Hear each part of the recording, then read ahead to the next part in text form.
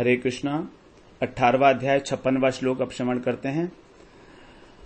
यहां भगवान कह रहे हैं, सर्व कर्माणि अपि तथा सदा कुर्वाणो मद्व्यपाश्रयः मत्प्रसादात् अवाप्नोति शाश्वतं पदम अव्ययम्।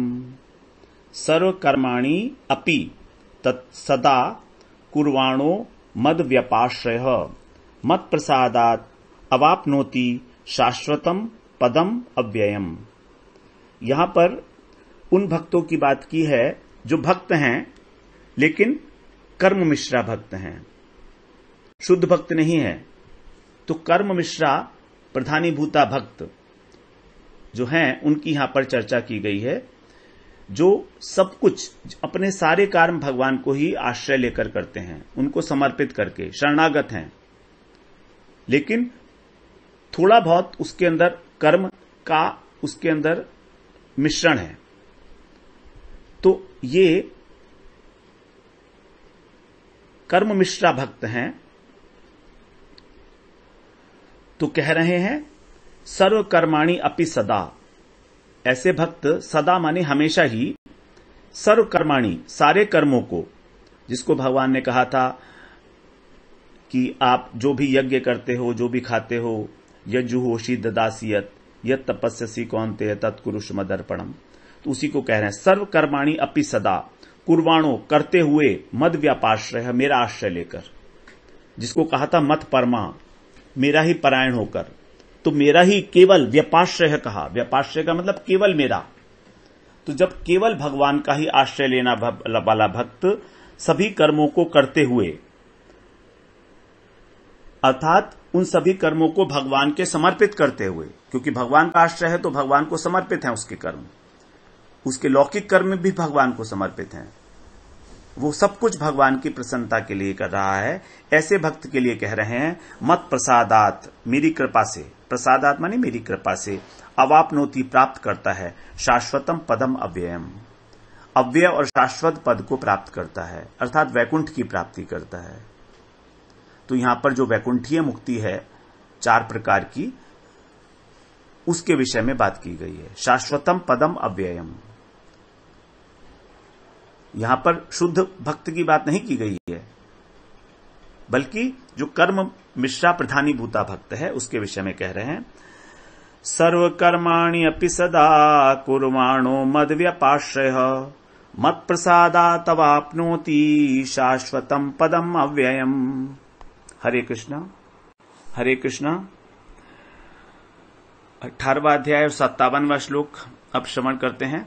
भगवान ने 56वें श्लोक में जनरल बात कही कर्म मिश्रा प्रधानीभूता भक्तों के लिए कि वो सभी कुछ मेरे लिए करते हैं और मेरे लिए ही करते हुए वो परम पद को प्राप्त करते हैं। अब यहां पर 57वें श्लोक में भगवान आज्ञा दे रहे हैं अर्जुन को कि तुझे क्या करना है। चेतसा सर्व कर्माणि मयि सन्न्यस्य मत्परः बुद्धि योगम उपाश्रित्य मच्चित्तः सततं भव। चेतसा सर्व कर्माणि मयि सन्न्यस्य मत्परः बुद्धि योगम उपाश्रित्य मच्चित्तः सततं भव। आज्ञा है ये भगवान की अर्जुन के लिए।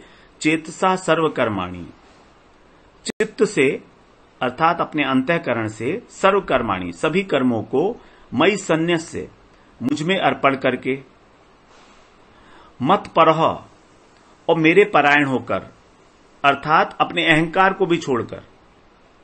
तो पहले वाली बात में हो गई चेतसा सर्व कर्माणि मयि सन्न्यस्य, यहां पर कर्मों का अर्पण हो गया, लेकिन कर्तापन का अभिनव अर्पण नहीं हुआ था। तो उसके लिए कह दिया आगे भगवान ने मत परह, मेरा ही केवल आश्रय लेकर, मेरे ही परायण होकर, बुद्धि योगम उपाश्रित्य बुद्धि योग का आश्रय लेकर। बुद्धि योग क्या है? बुद्धि योग का हम लोगों ने मुख्य अर्थ श्रवण किया था प्रेमा भक्ति, और गौण अर्थ था निष्काम कर्म योग। तो यहां पर भगवान अब भक्ति की बात कर रहे हैं। तो बुद्धि योगम उपाश्रित्य बुद्धि योग का आश्रय लेकर, मत चित्तः सततं भव, सततम माने निरंतर, मत चित्त माने मुझ में चित्त वाला, भव माने हो जा। अब भगवान कह रहे हैं तू अपनी चित्त वृत्ति को मेरी चित्त वृत्ति में ही मिला दे, जिसको भगवान ने कहा मत चित्ता मदगत प्राणा बोधयन्ते परस्परम 10वें अध्याय के चतुश्लोकी गीता में, कि जो भक्त मेरे ही चित्त वाले हैं, अर्थात उनकी चित्तवृत्ति अब अलग नहीं है, भगवान की चित्तवृत्ति में ही मिल गई है। तो चित्तवृत्ति का मिलना क्या है? चित्त बिल्कुल शुद्ध हो गया है, राग द्वेष उसके अंदर किसी प्रकार का कोई संस्कार, किसी प्रकार का कोई स्फुरण नहीं है। भगवान के हृदय की बात ही उनके चित्त के अंदर आविर्भूत हो जाती है, भगवान की जो भी इच्छा है वो उनके चित्त के अंदर आ जाती है। मत चित्त सततम भव, मेरे चित्त वाला हो जा, मेरी बुद्धि वाला हो जा। तो भगवान के विचार ही भक्त के विचार हो जाते हैं। तो अब भक्त केवल भगवान का ही होकर हो जाता है, अपना मन बुद्धि इत्यादि सब कुछ समर्पित करके। बुद्धि योगम उपाश्रित्य, और भगवान ने कहा था ददामी बुद्धि योगम तम, तो ये बुद्धि योग तो तुझको मैं ही दूंगा। तो अपने भक्तों को ही भगवान बुद्धि योग देते हैं। तेषाम सतत युक्ता नाम भजताम प्रीति पूर्वकम, जो मेरा भजन करते हैं, जो मेरी सेवा करते हैं, तो भगवान उन्हीं को बुद्धि योग देते हैं। तो उस बुद्धि योग का आश्रय लेकर जो मैंने ही तेरे को देना है, दिया है, मत चित्त सततम भव। तो यही है ऑब्जेक्टिव, कि हमारा चित्त भगवान के चित्त में मिल जाए। चित्त वृत्ति की एकता, समचित्त वृत्ति विशिष्टता जिसको कहते हैं। यहां पर अंतरंगता जो होती है दो व्यक्तियों के अंदर, गुरु में, शिष्य में, भगवान के अंदर, भक्त के बीच में अंतरंगता बोलते हैं जिसे, उस अंतरंगता का ही मुख्य लक्षण है समचित्त वृत्ति विशिष्टता, चित्त वृत्ति का समान हो जाना, एक सा हो जाना। उसी के लिए भगवान यहां पर आज्ञा दे रहे हैं। तो ये बड़ी गूढ़ बात है, बड़ी रहस्यमयी बात है, क्योंकि ऐसा तभी होता है जब भक्ति की पराकाष्ठा, प्रेम भक्ति की प्राप्ति हो जाती है, तभी होता है। तो चेतसा सर्व कर्माणि मयि सन्न्यस्य मत्परः बुद्धि योगम उपाश्रित्य मच्चित्त सततम भव। हरे कृष्णा। भगवान ने पहले आज्ञा दी कि तुम अपनी चित्तवृत्ति को मेरी चित्तवृत्ति से मिला दो।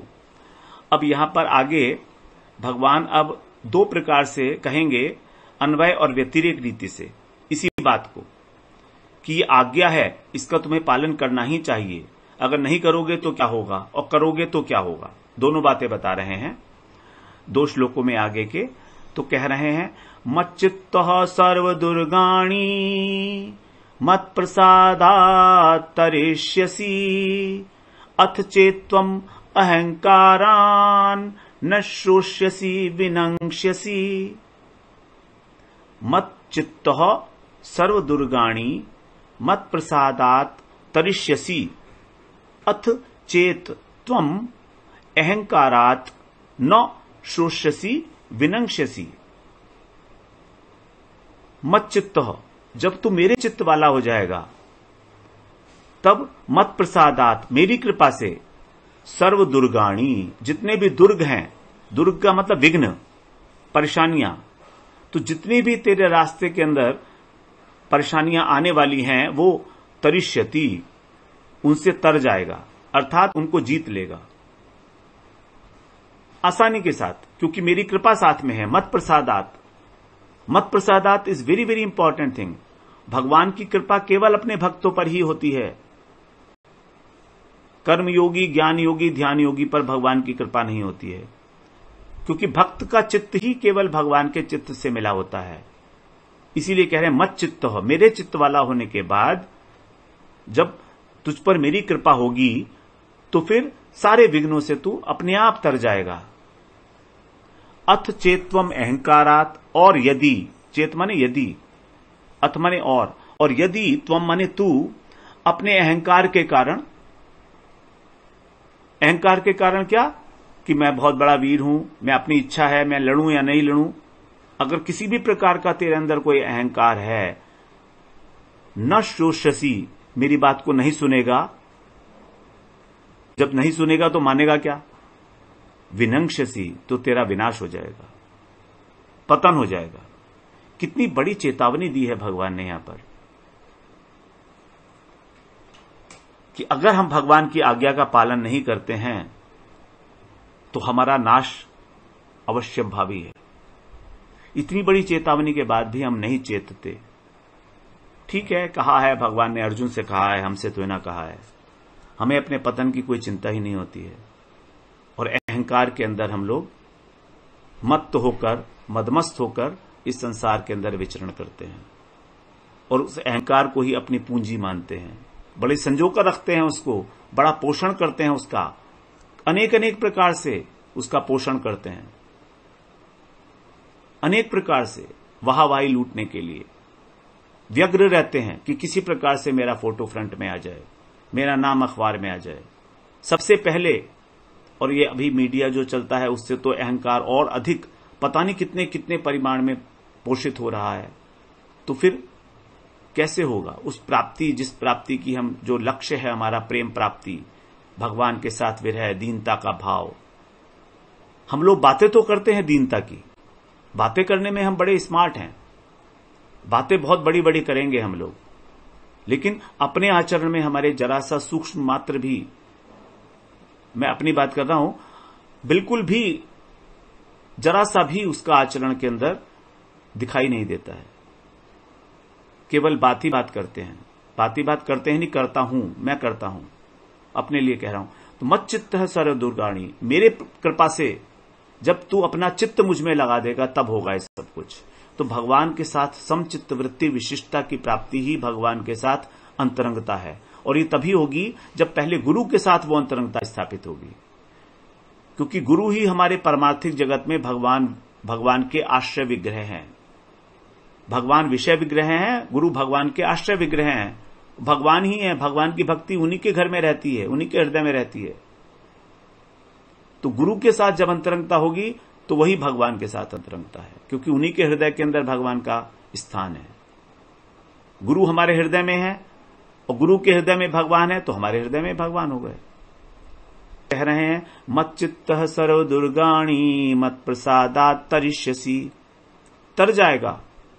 अथ चेत्वम न अहंकारा, अथ चेत्वम अहंकारात्, अहंकारात् माने अहंकार के कारण, पंचमी विभक्ति, कारण बता रहे हैं। न श्रोष्यसि विनंक्षसि, जब हम अहंकारी होते हैं तो बात सुनते कहां हैं, सुनते भी हैं तो एक कान से सुनकर दूसरे से निकाल देते हैं। हृदय के अंदर प्रवेश नहीं होगी अगर अहंकार है तो।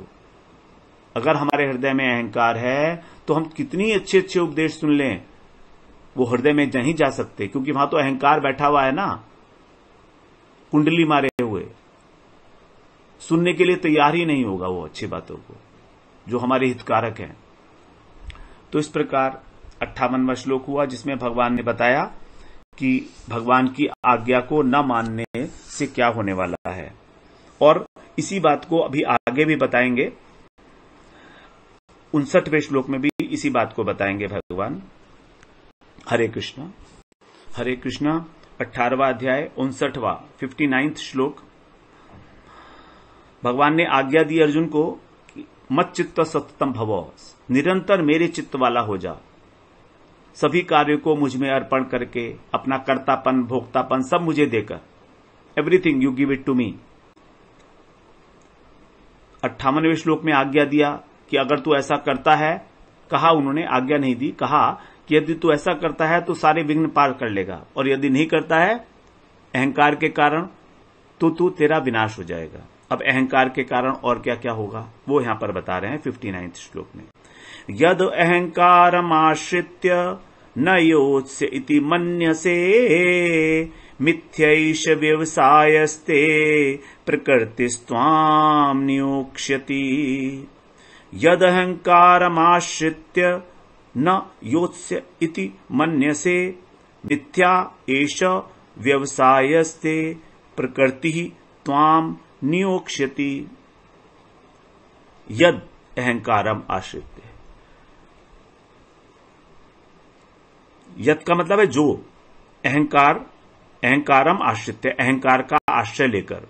अगर तू अपने अहंकार का आश्रय लेता है और अहंकार का आश्रय लेकर क्या मानता है, न योत्स्य, मैं युद्ध नहीं करूंगा।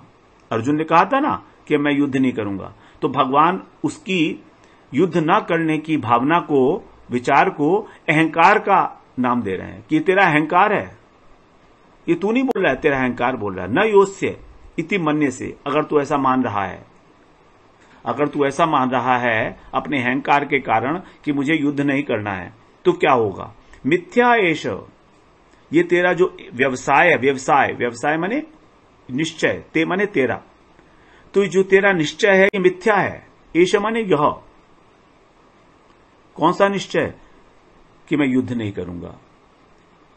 ये जो तेरा निश्चय है ये बिल्कुल मिथ्या है, झूठ मूठ है, ऊपर ऊपर से कह रहा है तू। प्रकृति स्वाम नियोक्ष्यति, क्योंकि तेरी जो प्रकृति है, क्षत्रिय प्रकृति, लड़ने लड़ाने की प्रकृति, शासन करने की प्रकृति, नियोक्ष्यति, तुझको उस काम में लगा देगी, युद्ध में। अभी तू अगर युद्ध नहीं भी करेगा और युद्ध शुरू हो गया, तो जब तू देखेगा कि मेरे भाई लोगों को, कौरवों की सेना इस प्रकार से मार रही है, तो क्या तू बैठा रहेगा? क्या तेरे अंदर, खून के अंदर उबाल नहीं आएगा? तेरा क्षत्रिय धर्म है, तू नहीं रह सकता बिना युद्ध किए, क्योंकि युद्ध तो होगा। कभी सोचता है तू युद्ध तू नहीं करेगा तो युद्ध नहीं होगा, युद्ध तो डिसाइड हो चुका है। तो ये तेरा अहंकार है जो तुझको कह रहा है कि मैं युद्ध नहीं करूंगा, और अगर इस अहंकार का आश्रय लेगा तो तेरा पतन हो जाएगा। बड़ी स्पेसिफिक भगवान ने यहां वार्निंग दी है अर्जुन के लिए स्पेशली। भगवान को यह बात याद है कि अर्जुन ने कहा था, न योत्स्यति गोविंदम, दूसरे अध्याय में कहा था कि मैं युद्ध नहीं करूंगा। एक अपना निर्णय सुना दिया था अर्जुन ने, और बड़ी बड़ी युक्तियां देकर, बड़ा लॉजिक देकर। भगवान कह रहे हैं वो युक्ति नहीं है कोई भी, वो तेरा अहंकार है। उसको अहंकार का नाम दे दिया भगवान ने। न यद अहंकारम आश्रित्य, अगर तू उसी बात पर अड़ा रहेगा, उसी मान्यता पर अपनी, तो तेरा अहंकार है केवल। और अहंकारी व्यक्ति का तो पता नहीं होता है, उसके अतिरिक्त तो और कोई रास्ता है ही नहीं उसके लिए। तो कह रहे हैं यदि अहंकार का आश्रय तू लेकर तू ऐसा मानता है कि युद्ध नहीं करूंगा, तो तेरा यह निश्चय बिल्कुल मिथ्या है, झूठा है, क्योंकि तेरी क्षत्रिय प्रकृति ही तुझको युद्ध में नियोजित कर देगी, नियोक्ष्यति। तो कह रहे हैं यद अहंकारमाश्रित्य न योत्स इति मन्यसे मिथ्यैष व्यवसायस्ते प्रकृतिस्त्वाम नियोक्ष्यति। हरे कृष्णा। 18वां अध्याय और 60वां श्लोक अब श्रवण करते हैं। भगवान ने पहले श्लोक में बताया कि तेरा जो स्वभाव है, क्षत्रिय स्वभाव, वो तुझको युद्ध में लगा देगा। अब इस बात को एक जनरलाइज स्टेटमेंट के फॉर्म में बता रहे हैं भगवान कि ऐसा क्यों होगा, इसका कारण क्या है, सिद्धांत क्या है इसके पीछे मूलभूत। तो कह रहे हैं स्वभावजेन कौन्तेय निबद्धः स्वेन कर्मणा कर्तुम न इच्छसि यन्मोहात् करिष्यसि अवशोऽपि तत्। स्वभावजेन कौन्तेय निबद्धः स्वेन कर्मणा कर्तुम न इच्छसि यत् मोहात् करिष्यसि अवशोऽपि तत्। हे कौन्तेय, हे कुंती नंदन, स्वभावजेन, स्वभाव से उत्पन्न, जो का अर्थ है उत्पन्न होना, तो स्वभाव से उत्पन्न कर्मणा माने कर्म से, अपने कर्म से, स्वयं माने अपना कर्म, अपने स्वभाव जन्म कर्म से तू निबद्ध, अच्छी तरह से बंधा हुआ है। प्रत्येक व्यक्ति अपने स्वभाव के कारण उत्पन्न कर्मों से बंधा हुआ है। हम वही कर्म करते हैं जो हमारा स्वभाव है। जैसा यदि सात्विक वृत्ति है तो सात्विक करेंगे, राजसिक है तो राजसिक करेंगे, तामसिक है तो तामसिक करेंगे, क्षत्रिय है तो क्षत्रिय करेंगे, ब्राह्मण है तो ब्राह्मण वाला कार्य करेंगे। स्वभाव जेन कौन्तेय, सभी लोग अच्छी तरह से बंधे हुए हैं अपने स्वभाव से। कर्तुम न इच्छसि यन मोहात, मोह के कारण, मोहात माने मोह के कारण, यत माने जिस युद्ध को, न कर्तुम इच्छसि, तुम करने की इच्छा नहीं करते हो, तुम्हारी इच्छा नहीं हो रही है कि मैं युद्ध नहीं करूंगा। कारण क्या है? मोह। तत् अपि, उसको भी, अवशः, अवश्य माने अवश होकर, अस्वतंत्र होकर, जबरदस्ती करिष्यसि, करेगा। भगवान कह रहे हैं कि तू सोच रहा है कि मैं युद्ध नहीं करूंगा, लेकिन तू ऐसा नहीं कर सकता, क्योंकि तू बंधा हुआ है अपने स्वभाव के कारण, और स्वभाव तेरे को कर्म में प्रवृत्त कर देगा। स्वभावस्तु प्रवर्तते, पहले क्या है भगवान 5वें अध्याय में, कि स्वभाव ही हमको प्रवृत्त कराता है अपने अलग अलग प्रकार के कर्मों में। तो स्वभाव जो है ये बड़ी इंपॉर्टेंट चीज है। हमें अपने स्वभाव के ऊपर विशेष रूप से ध्यान देना है कि कहीं हमारे स्वभाव में कोई गलती तो नहीं है। यदि गलती है तो उसको संशोधन करें, प्रैक्टिस करें, अभ्यास करेंगे, तब हमारा किसी जन्म के अंदर अभ्यास ठीक होगा। अभ्यास करते करते स्वभाव ठीक होगा। राजसिक स्वभाव से सात्विक स्वभाव पर आए, फिर सात्विक से हम निर्गुण स्वभाव पर जा सकते हैं। ये नियम है। सीधे तामसिक स्वभाव से और राजसिक स्वभाव से हम बात करें निर्गुण स्वभाव की, ऐसा नहीं होने वाला है। सात्विक को टच किए बिना निर्गुण स्वभाव नहीं हो सकता है। तो कह रहे हैं 60वें श्लोक में भगवान, स्वभावजेन कौन्तेय निबद्धः स्वेन कर्मणा कर्तुम नैच्छसि यद्मोहात् करिष्यसि अवशोऽपि तत्। हरे कृष्णा। हरे कृष्णा 18वां अध्याय और 61वां श्लोक। स्वभाव के विषय में भगवान बात करने के उपरांत कि स्वभाव ही तुमको तुम्हारे कर्म में प्रवृत्त करते हैं, अब थोड़ा सा अलग प्रसंग की बात करने लगे कि हमारे हृदय के अंदर जो परमात्मा बैठे हैं उनका क्या स्वरूप है, वो क्या करते हैं, उनका क्या रोल है, और हमको उनकी शरण में क्यों जाना चाहिए। ये सब बातें आगे बताएंगे 61वें श्लोक से। तो कह रहे हैं, इंपॉर्टेंट श्लोक है ये बहुत। ईश्वरः सर्वभूतानां हृदये अर्जुन तिष्ठति भ्रामयन् सर्वभूतानि यंत्रारूढ़ानि मायया। ईश्वरः सर्वभूतानां हृदयेषु अर्जुन तिष्ठति भ्रामयन् सर्वभूतानि यंत्रारूढ़ानि मायया।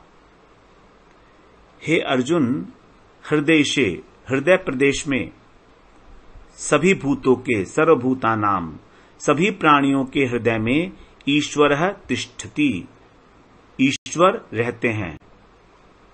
ईश्वर सभी प्राणियों के हृदय में रहते हैं। परमात्मा जो आत्माओं को भी आत्मा है, अंतर्यामी रूप से सभी के हृदय में विराजमान है। और वो करते क्या हैं?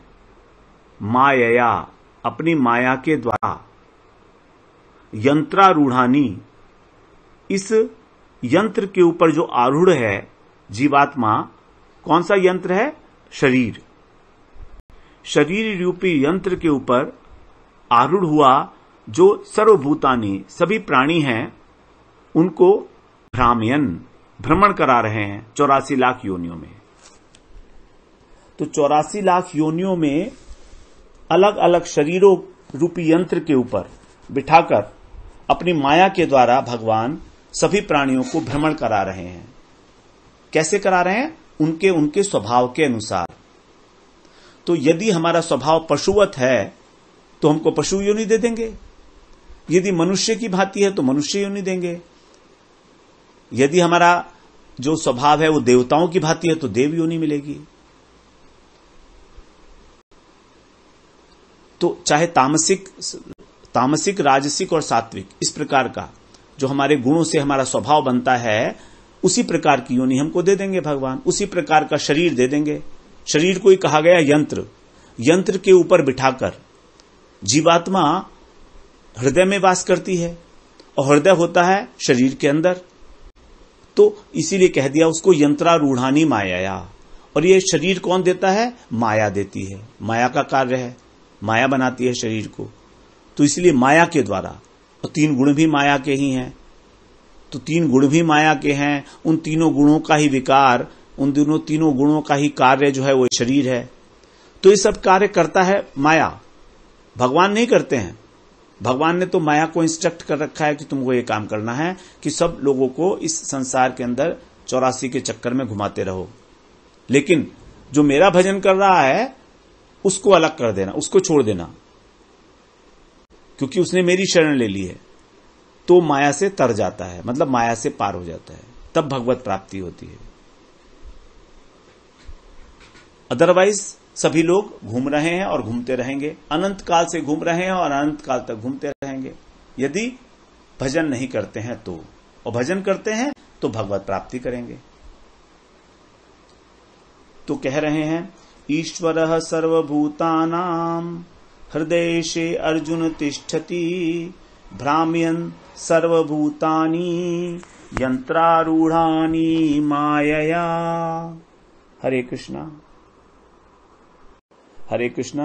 18वां अध्याय 62वां श्लोक। तो भगवान ने कहा कि प्रत्येक व्यक्ति अवश्य है, परतंत्र है अपने अपने स्वभाव के अनुसार, और माया उसको घुमा रही है। अब इस परतंत्रता से हटने का उपाय क्या है? उपाय कह रहे हैं भगवान यहां पर 62वें श्लोक में, तमेव शरणं गच्छ सर्वभावेन भारत तत्प्रसादात् परां शांतिं स्थानं प्राप्स्यसि शाश्वतम्। तम एव शरणं गच्छ सर्वभावेन भारत तत्प्रसादात् परां शांतिं स्थानं प्राप्यसि शाश्वतम्। हे भरतवंशी अर्जुन, सर्वभावेन अर्थात सब प्रकार से, मन से भगवान का चिंतन, शरीर से भगवान की सेवा, इंद्रियों से भगवान का पूजन प्रेम पूर्वक। तो जब परमात्मा का तमेव, तम का मतलब है यहां पर भगवान ने जिसको अभी इंडिकेट किया ईश्वर के रूप से, तम एव उसकी ही शरण में जाओ, गच्छ माने जाओ, आज्ञावाचक। तो परमात्मा की शरण में ही जाओ। यहां भगवान ने ये नहीं कहा मामेव शरणम गच्छ, नहीं कहा तमेव, परमात्मा की शरण में जाने के लिए कहा। तो परमात्मा क्या है? भगवान की आंशिक प्रतीति है, जो क्षीरोदकशायी विष्णु है, हमारे हृदय के अंदर अंतर्यामी रूप से विराजमान है, जो ध्यान योगियों के जो हैं वो उनके लक्ष्य हैं, उनके साध्य हैं। तो ज्ञान योगी का लक्ष्य तो होता है ब्रह्म सायुज्य, और जो ध्यान योगी होते हैं पर अष्टांग योगी, उनका लक्ष्य होता है परमात्म सायुज्य अथवा वैकुंठीय मुक्ति। तो वैकुंठीय मुक्ति के विषय में यहां पर कहा गया है, तमेव शरणम गच्छ, उनकी शरण में जाओ।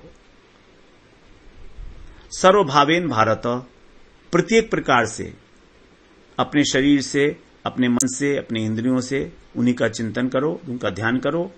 तत्प्रसादात, फिर उनकी कृपा से, पराम शांतिम, परम शांति की प्राप्त होगी। स्थानम, स्थान भी प्राप्त होगा। कैसा स्थान होगा वो? शाश्वतम, अव्यय स्थान, अविनाशी स्थान, शाश्वत स्थान। शाश्वत क्या है? वैकुंठ लोक। तो यहां पर वैकुंठ की बात की गई है। पराम शांतिम स्थानम प्राप्यसि शाश्वतम। वैकुंठीय मुक्ति जो 4 प्रकार की होती है, उस अविनाशी परम पद को प्राप्त होगा। तो हे भरतवंशी अर्जुन, जब तुम सर्वभाव से, सब प्रकार से उस परमात्मा की ही शरण में जाओगे, चला जा, तब उसकी कृपा से तुझको परम शांति, शांति का मतलब इस संसार से मुक्ति, और शाश्वत स्थान अर्थात वैकुंठ लोक की, परम पद की प्राप्ति होगी। तो कह रहे हैं, तमेव शरणं गच्छ सर्वभावेन भारत तत्प्रसादात् परां शांतिं स्थानं प्राप्यसि शाश्वतम्। हरे कृष्णा। 18वां अध्याय और 63वां श्लोक। भगवान ने अर्जुन को कहा कि तू उस अंतर्यामी परमात्मा की शरण में चला जा। अब अर्जुन कुछ बोले नहीं, बिल्कुल शांत। अर्जुन के मन में अभी भी संशय है। तो भगवान यहां पर उसको कंक्लूड, उपसंहार करते हुए बोलते हैं, इति ते ज्ञानमाख्यातम गुह्यात गुह्यतरम मया विमृश्य एतत् अशेषेण यथेच्छसि तथा कुरु। इति ते ज्ञानम आख्यातम गुह्यात गुह्यतरम मया विमृश्य एतत् अशेषेण यथेच्छसि तथा कुरु। जब भगवान ने अर्जुन के हृदय में, अर्जुन के चेहरे के ऊपर किसी प्रकार का कोई भाव नहीं देखा, तो भगवान ने बोला इति माने यह जो मैंने तुमको, ते माने तुझे, आख्यातम, आख्यातम माने कहा है, जो मैंने तुझे ये ज्ञान कहा है, कैसा है ये, गुह्यात, गुह्यतरम मया, मेरे द्वारा जो कहा गया है वो कैसा है, गुह्यात माने गुह्य से, अर्थात रहस्यमय से भी रहस्यमय है। गुह्यतरम सेकंड डिग्री है ये, कंपैरिजन की, कंपैरेटिव डिग्री है ना, तो गुह्यात, गुह्यतरम 3 डिग्रीज होती हैं, गुह्य, गुह्यतर और गुह्यतम। तो यहां पर कह रहे हैं भगवान कि ये गुह्यतर है, अर्थात रहस्यमय है, तुलनात्मक रूप से एक गुह्य ज्ञान है, उससे श्रेष्ठ है गुह्यतर। अभी गुह्यतम नहीं बताया भगवान ने, बिल्कुल चुप है, उस बारे में नहीं बताया अभी। गुह्यतरम मया, मेरे द्वारा कहा गया। विमृश्य एतत्, विमृश्य का मतलब विचार कर ले, एतत् माने इस विषय में अच्छी तरीके से, अशेषेण माने अच्छी तरह से, एतत् माने इस विषय में। किस विषय में, कि तुझे युद्ध करना है कि नहीं करना है, मेरी बात सुननी है कि नहीं सुननी है, मेरी बात सुननी है कि अहंकार की बात सुननी है, सोच ले। विमृश्य, अच्छी प्रकार से विचार विमर्श कर ले अपने अंदर। विमृश्य एतत् अशेषेण, संपूर्णता से, जल्दीबाजी में मत सोचना, जल्दीबाजी में डिसीजन मत लेना। यथा इच्छसी तथा कुरु, फिर तेरी जैसी इच्छा हो वैसा कर लेना। तो भगवान अपने सिद्धांतों को, अपने मतों को, अपनी आज्ञा को किसी भी जीव के ऊपर लादते नहीं हैं, इंपोज नहीं करते। भगवान ने सारी बातें यहां पर अर्जुन के समक्ष रख दी हैं, जितने भी साधन थे भगवत प्राप्ति के। अब उन्होंने कहा कि अब जो तेरी मर्जी है तू वो कर, विमर्शेत, सोच विचार करके। तो इति ते ज्ञानमाख्यातम, कि यह मैंने तुझे गुह्य से भी गुह्यतर ज्ञान, क्या ज्ञान था ये, तमेव शरणम गच्छ, परमात्मा की शरण में जा। शरणागति का पाठ पढ़ाया भगवान ने, परमात्मा शरणागति का। तो ये मैंने तुझे कहा, अब तू इस पर अच्छी तरह से विचार करके और जैसा चाहता है वैसा कर। यथेच्छसी तथा कुरु, तथा माने वैसा ही, कुरु माने कर। तो कह रहे हैं इति ते ज्ञानमाख्यातम गुह्यात गुह्यतरम मया विमृश्य एतत् अशेषेण यथेच्छसि तथा कुरु। हरे कृष्णा 18वां अध्याय और 64वां श्लोक। भगवान ने अपनी ओर से गुह्यतर ज्ञान अर्जुन को दे दिया और कहा कि अब तू मेरी बातों का जो सब्सटेंस है वो अपने आप निकाल ले, तू समझ ले कि मैं क्या कहना चाह रहा हूं, तो फिर तेरी जैसी मर्जी हो वैसा कर लेना। अब यहां पर अर्जुन थोड़ा सकपका गए जब भगवान ने कहा जैसा मर्जी हो वैसा करना, क्योंकि अर्जुन को मालूम है, अर्जुन ने अपनी इच्छा को भगवान की इच्छा में मिला दिया है। भगवान के परम अंतरंग भक्त हैं अर्जुन। अब सारा का सारी जिम्मेदारी अर्जुन के ऊपर छोड़ देना, इतना बड़ा गीता का उपदेश देकर अर्जुन को बड़ा झटका सा लगा, क्योंकि उपदेश का जो सार है भगवान के, अर्जुन के बस की बात नहीं है निकालना। अर्जुन तो भगवान से एक मार्ग जानना चाह रहे हैं अपने कल्याण का। फाइनली इतने लंबे उपदेश का सार निकालने के लिए ना तो अर्जुन की योग्यता है और ना उनके पास समय है। किसी भी भगवान के उपदेश का सार हम निकाल सकते हैं क्या? जीव कैसे निकालेगा? तो अर्जुन सकपका गए जब भगवान ने सारी जिम्मेदारी अर्जुन के ऊपर दे दी, बिल्कुल चुपचाप खड़े हैं। तो भगवान समझ गए कि अब अर्जुन विचलित स्थिति में आ गए हैं, जैसे मैंने अर्जुन का त्याग कर दिया हो, यथेच्छसी तथा कुरु कह के। तब अर्जुन को फिर अपने प्रिय मित्र को भगवान अब आश्वासन दे रहे हैं, सर्वगुह्यतमं भूयः शृणु मे परमं वचः इष्टोऽसि मे दृढ़मिति ततो वक्ष्यामि ते हितम्। 18वें अध्याय का 64वां श्लोक।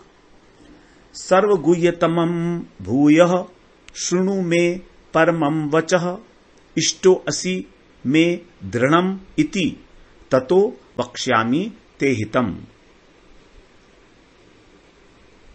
सर्वगुह्यतमम्, अभी तक भगवान ने गुह्यतर बताया था। 15वें अध्याय में भगवान गुह्यतम भी बता दिए थे, लेकिन गुह्यतम से भी ऊपर एक उपदेश है, वो है सर्वगुह्यतम। तो भगवान कह रहे हैं सबसे अत्यंत गोपनीय रहस्यमय जो उपदेश है, वो जो मेरा परम वचन है, परमम वचः, सबसे श्रेष्ठ सर्वश्रेष्ठ वचन है जो मेरे, भूय माने फिर, मैं माने मुझसे, शुणु माने सुन। अब अर्जुन को जान में जान आई कि चलो अभी कुछ और बाकी है, क्योंकि भगवान ने तो यहां कह दिया था मुझे जो कहना था कह दिया, अब तुझे जो करना है कर ले। लेकिन जब भगवान ने ये कहा, यही है भगवान की अर्जुन के प्रति प्रियता, आत्मीयता। सर्वगुह्यतम ज्ञान भगवान यहां पर अब आगे देने वाले हैं, जो कभी किसी को दिया नहीं है पहले भगवान ने। गुह्य ज्ञान, गुह्यतर ज्ञान, गुह्यतम ज्ञान और सर्वगुह्यतम ज्ञान। अर्जुन गीता में 5 प्रकार के ज्ञान की चर्चा है। साधारण ज्ञान, गुह्य, गुह्यतर, गुह्यतम और सर्वगुह्यतम। तो यहां पर अब सर्वगुह्यतम की भूमिका तैयार हो गई है। तो कह रहे हैं सबसे अधिक रहस्यमय उपदेश जो मेरे परम वचन हैं, उनको तू भूय माने दोबारा से मेरे द्वारा सुन।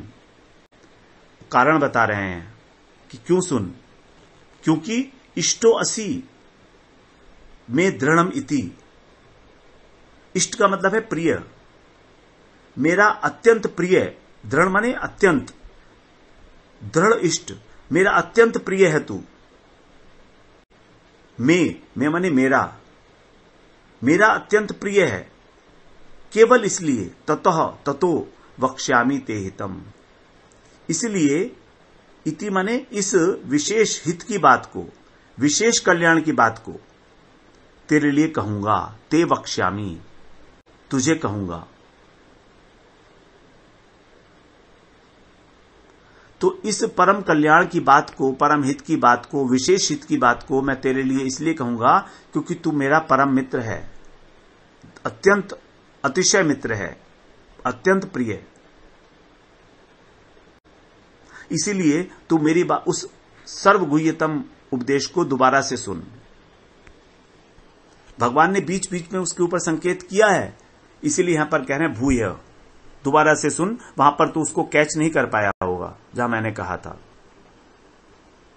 सर्वगुह्यतमं भूयः शृणु मे परमं वचः इष्टोऽसि मे दृढ़मिति ततो वक्ष्यामि ते हितम्। सबसे अत्यंत गोपनीय मेरे सत्कृष्ट सर्वोत्कृष्ट सर्वश्रेष्ठ वचनों को तू दोबारा से सुन, क्योंकि तू मेरा अत्यंत प्रिय है, इसलिए मैं तेरे विशेष हित की बात को तुझसे कहूंगा। हरे कृष्णा। हरे कृष्णा। 18वां अध्याय 65वां श्लोक।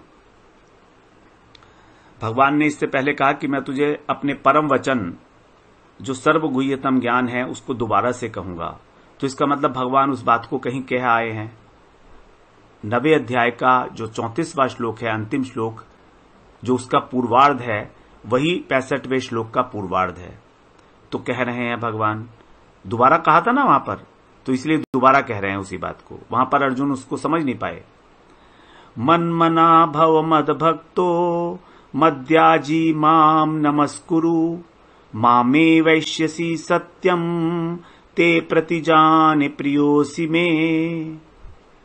मन्मना भव मद भक्तो मद्याजी माम नमस्कुरु मामे वैश्यसी सत्यम ते प्रतिजाने प्रियोसि मे।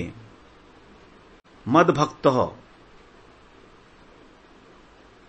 मनमना भव, मेरे मन वाला हो जा।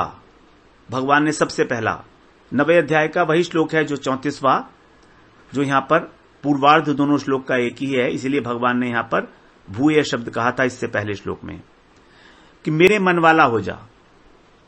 भगवान के मन में अपना मन मिला दे। भगवान की जो इच्छा है वो तेरी इच्छा होनी चाहिए। अर्जुन ने कहा ये तो बहुत मुश्किल काम है। भगवान बोलते हैं ठीक है कोई बात नहीं, मद भक्तो, मेरा भक्त बन जा, मेरी सेवा कर।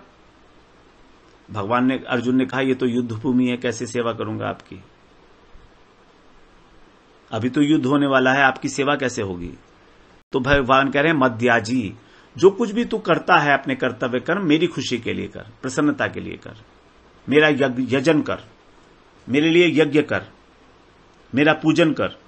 अब पूजन करने में भी भगवान का अर्चना करने के लिए भी बहुत सारा सामान चाहिएगा, तो युद्ध भूमि में ये सब तो है नहीं। तो भगवान ने लास्ट ऑप्शन दिया है बहुत आसान सा, माम नमस्कुरु, मुझे नमस्कार कर ले, बस इतना ही बहुत है।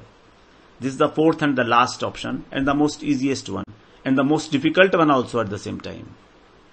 माम नमस्कुरु, मुझे नमस्कार कर। ये नमस्कार करना हम सोचते हैं बहुत आसान है, लेकिन है नहीं, बड़ा गहन, बड़ा गूढ़ मतलब है नमस्कार का। नो मो, जहां पर नहीं है मो माने मैंपन, मेरापन, अहंकार खत्म, न मैं है न मेरा है, फिर कौन है, सब तू ही तू है, तेरा ही तेरा है। ये है नो मो, जहां पर मैंपन का अत्यंत सर्वथा अभाव है। तो जब अहंता ही नहीं है, ममता ही नहीं है, तो किसी के प्रति इस प्रकार से नम हो जाना, नम्र हो जाना, झुक जाना, यही है नमस्कार का रियल स्वरूप। हम जो नमस्कार करते हैं वो केवल फॉर्मेलिटी है।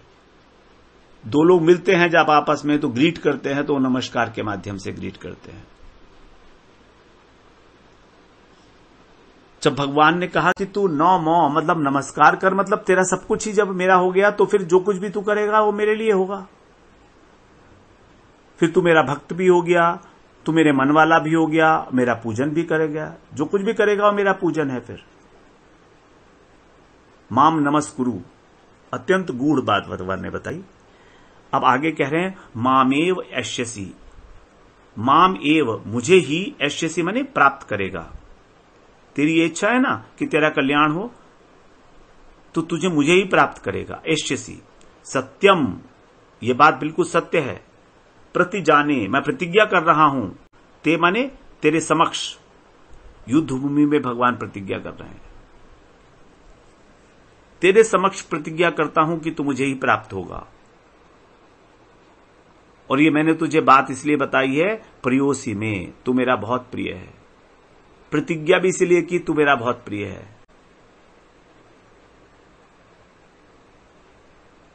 तो भगवान अपना प्रिय होने के कारण अर्जुन को इस सर्वगुह्यतम ज्ञान का दोबारा से उपदेश दिए। पहले दे आए हैं और साथ में यह भी कहा कि इस उपदेश को प्राप्त करके तू मुझे प्राप्त करेगा, और ये मैं सत्य कह रहा हूं। क्योंकि भगवान को मालूम है कलयुग के अंदर लोग संशयात्मक बुद्धि रखेंगे। संशय तो हमारा गहना बन चुका है कलयुग के अंदर। शास्त्रों के अंदर संशय करने की तो हमें आदत बन गई है। थोड़ी कड़वी सच्चाई है, लेकिन है, ऐसा ही है। हर बात के अंदर हम अर्थवाद डालते हैं, काल्पनिक समझते हैं, उस बात को विश्वास ही नहीं करते हैं। इसलिए भगवान कह दिए, शपथ लेकर कहता हूं, सत्य कहता हूं, ते प्रति जाने प्रियोसी में, क्योंकि तू मेरा अत्यंत प्रिय है, इसीलिए मैंने प्रतिज्ञा भी की है। देख, मन मना भव मद भक्तो मद्याजी माम नमस्कुरु मामे वैश्यसी सत्यम ते प्रतिजानि प्रियोसी में। हरे कृष्णा 18वां अध्याय और 66वां श्लोक। सबसे गोपनीय बात भगवान ने बताई। अब उसी बात को भगवान आज्ञा देते हुए अर्जुन से कह रहे हैं कि तुझे क्या करना है। मैंने तुझे गोपनीय बात तो बता दी कि तू मुझे नमस्कार कर, और नमस्कार करते हुए तेरे हृदय में क्या भाव होना चाहिए। तो ये भगवत गीता का जो सार है, शरणागति, भगवत शरणागति, जहां पर गीता को पूर्ण किया गया है, भगवत गीता को पूर्ण किया गया है, शरणागति के ऊपर वही इस 66वें श्लोक में कहा गया है, जो बहुत बहुत महत्वपूर्ण है, हम सबको ही कंठस्थ करना चाहिए और अधिकतर तो सबको याद ही है। कह रहे हैं भगवान, सर्वधर्मान् परित्यज्य मामेकं शरणं व्रज अहं त्वां सर्वपापेभ्यो मोक्षयिष्यामि मा शुचः। सर्वधर्मान् परित्यज्य माम एकम शरणं व्रज अहं त्वां सर्वपापेभ्यो मोक्षयिष्यामि मा शुचः। सर्वधर्मान, जितने भी धर्म हैं, परित्यज्य, अच्छे प्रकार छोड़ दे उनको, छोड़कर। यहां पर किन धर्मों की बात की गई? वर्णाश्रम धर्म, शरीर से संबंधित जितने भी धर्म हैं, क्योंकि धर्म वास्तव में आत्मा का एक ही है। आत्मा का एक ही धर्म है, वो है भगवत सेवा। केवल एक ही धर्म है, दूसरा धर्म हो ही नहीं सकता। वही वास्तव में परम धर्म है, आत्म धर्म है, जैव धर्म है, उसको कुछ भी कह सकते हैं। लेकिन जो वर्णाश्रम धर्म है वो अनेक अनेक प्रकार के हैं, वर्ण और आश्रम के अनुसार। तो ये सब शरीर को लेकर हैं। अब शरीर अलग अलग प्रकार के हैं, तो उनसे संबंधित जो कर्तव्य हैं वो भी अलग अलग प्रकार के हैं। तो कह रहे हैं भगवान, सर्वधर्मान परित्यज्य, तुम सबको छोड़ दे जो वेदों में कहे गए हैं, शास्त्रों में कहे गए हैं। माम एकम शरणम ब्रज, माम माने मेरे, एकम माने एक मेरे ही, केवल केवल मेरी ही शरण में, ब्रज माने आजा, मेरी ही एक शरण में आजा। और किसी की शरण में नहीं जाने के लिए कह रहे हैं, किसी अन्य देवी देवता के विषय में। कभी हम समझे भगवान कह रहे हैं कि तू शिव जी की शरण में जाला, ब्रह्मा जी की शरण में चला जा, देवी की शरण में चला जा। तो एक का मतलब है यहां पर अनन्य आश्रय, केवल अनन्यता। तो सबसे मुख्य बात है अनन्य शरणागति। उसी के लिए भगवान यहां पर आज्ञा दे रहे हैं। माम एकम शरणम ब्रज, आज्ञावाचक है ब्रज। अहम, फिर मैं क्या करूंगा? तुझे लगेगा ना कि तूने सारे धर्म छोड़ दिए तो तेरे को पाप लगेगा, जो तूने कहा पहले अध्याय में कि यदि मैं अपना कुल धर्म का त्याग करूंगा तो हम नरक में जाएंगे, हमको पाप लगेगा एंड ऑल दैट। तो भगवान इस क्लियर कर रहे हैं अब, अहम त्वाम सर्व पापेभ्यो, सर्व पापेभ्यो, यहां पर पापेभ्यो बहुवचन और सर्व लगा दिया। जितने भी प्रकार के पाप हो सकते हैं, अहम माने मैं, त्वा माने तुमको, अहम त्वा सर्व पापेभ्यो मोक्षयिष्यामि, मुक्त कर दूंगा। मैं भगवान, हाईएस्ट ऑथोरिटी, सुप्रीम ऑथोरिटी। तो भगवान कह रहे हैं जब तू मेरी शरण में आएगा तब तुझे किसी प्रकार का पाप स्पर्श कर ही नहीं सकता, मैं तुझे मुक्त कर दूंगा। तेरे मन में जो संशय है इस प्रकार का वो मत रखना। मां शुचः, चिंता मत कर, शोक मत कर। तेरे को जो शोक हो रहा है अपने कुटुंबियों की मृत्यु, भावी मृत्यु को सोचकर, देखकर, इसलिए तू शोक मत कर किसी भी प्रकार का, किसी प्रकार की कोई चिंता मत कर। ना तो तुझे पाप लगने वाला है, ना तू नरक में जाने वाला है, ना तू स्वर्ग में जाएगा। इस प्रकार का जो तेरे अंदर मन में धारणाएं बैठी हैं वो कुछ भी नहीं है। मां शुचः, अशोच्यान अनवशोचस्त्वम, इसी से ये भगवत गीता में भगवान का उपदेश आरंभ हुआ था, दूसरे अध्याय का 11वां श्लोक, कि जो शोक करने के योग्य नहीं है उनके लिए शोक मत कर। अशोच्यान अनवशोचस्त्वम, प्रज्ञावादांश भाष्य से, विद्वान लोग उनके लिए शोक नहीं करते। वहीं पर ही भगवान के जो उपदेश हैं, मुख्य उपदेश, उसकी यहां पूर्ण हो रहा है मां शुचः के द्वारा। सर्वधर्मान परित्यज्य मामेकम शरणं व्रज अहम त्वा सर्व पापेभ्यो मोक्षयिष्यामि मा शुचः। तो यहां पर कह रहे हैं कि तू सभी धर्मों का आश्रय छोड़कर, सर्वधर्मान परित्यज्य, आश्रय छोड़ दे सभी धर्मों का, फिर मेरी शरण में आ जा। माम एकम, केवल मेरी ही, अहम त्वा सर्व पापेभ्यो, मैं तुझको सभी पापों से मुक्त कर दूंगा। मां शुचः, तू चिंता नहीं कर किसी भी प्रकार की। बड़ा इंपॉर्टेंट श्लोक हमारे लिए 66वां श्लोक।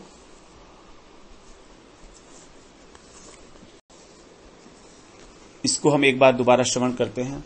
सर्वधर्मान् परित्यज्य मामेकं शरणं व्रज, अहं त्वां सर्वपापेभ्यो मोक्षयिष्यामि मा शुचः।